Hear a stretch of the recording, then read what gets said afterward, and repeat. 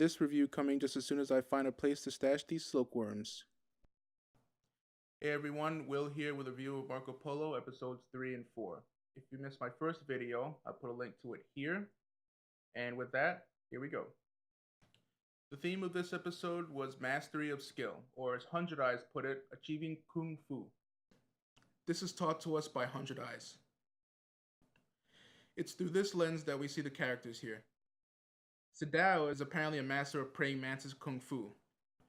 He uses it to defame the country's greatest warrior. This scene would have been good if it weren't for those wacky Kung Fu movie sound effects. Otherwise, it was a great showcase for Sadao. The cricket minister is not to be trifled with.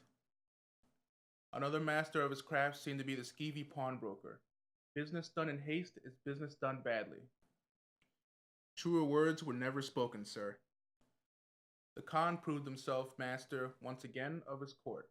Notice how even though he said there would be no repercussions, no one dared say a word. Message delivered, message received. All is not well in his court though. Kaido clearly wasn't pleased to be stood up at his own party, and it seems like they're setting him up to take Arik's mantle as the voice of the opposition. I thought the whole gout thing was interesting too. It symbolized that even though the Khan won the fight against his brother, there's still disease in his court. Another interesting aspect of this episode was the rivalry between Mei Lin and Chabi. Game recognized game. Chabi knows a pro when she sees one, and as master of the Khan's bedroom and the person closest to him, she immediately moved to eliminate a possible threat to her position. Unfortunately for her, Mei Lin is a master of survival.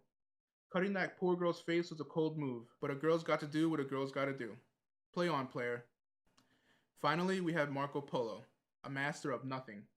He allowed himself to get way too comfortable here, and he gets bit.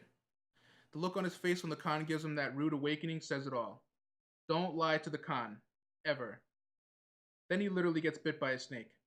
That leads us into episode 4, the fourth step. The theme of this episode was vulnerability. The Khan's vulnerability is his legacy. He wants to be remembered for more than just a body count. That's why he chooses to seek a peaceful way to incorporate China into his empire. His vulnerability shows itself in the way he heaps praise on his son, the living embodiment of his legacy. It also showed itself in the last episode, when he found out that Kaido had treated his son with disrespect.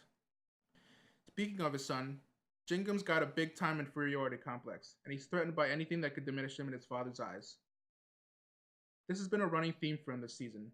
I actually kind of felt bad for him. Did you hear the pain behind the words round-eyed pet?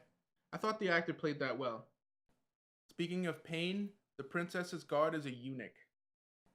Not surprising considering his charge. Also, it must suck that taking a leak is such a big production. I bet it was him that put the snake in that bag. I felt like the princess got a little more interesting here. Her story didn't really rate the last few episodes. This series is so overstuffed with characters that I felt like she got overshadowed. Turns out her and Marco are both prisoners, and she's been using that tree to hide trinkets to sell. I wonder if she'll end up trying to use Marco the way she's clearly using Tunga. Speaking of being used, cue the return of Niccolo Polo. There are bad dads, and then there's terrible dads. Then there's Niccolo Polo. Father of the year he is not. He clearly was not there to see his son, but since he had such a bitchin' pad, why not smuggle some goods there? It's not as if the punishment for smuggling here is death. Oh wait, the punishment for everything here is death. Literally everything is a capital crime. There's no white collars, only iron collars. Marco was too busy to care about this because he was trying to save the Blue Princess. Marco's vulnerability is his naivete. He's the least cunning character on the show, kind of like Sansa Stark on Game of Thrones. For all his faults, Niccolo did give him one good piece of advice.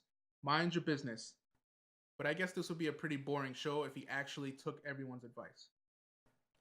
Still though, through the first 4 episodes, I feel like Marco's been the least interesting character.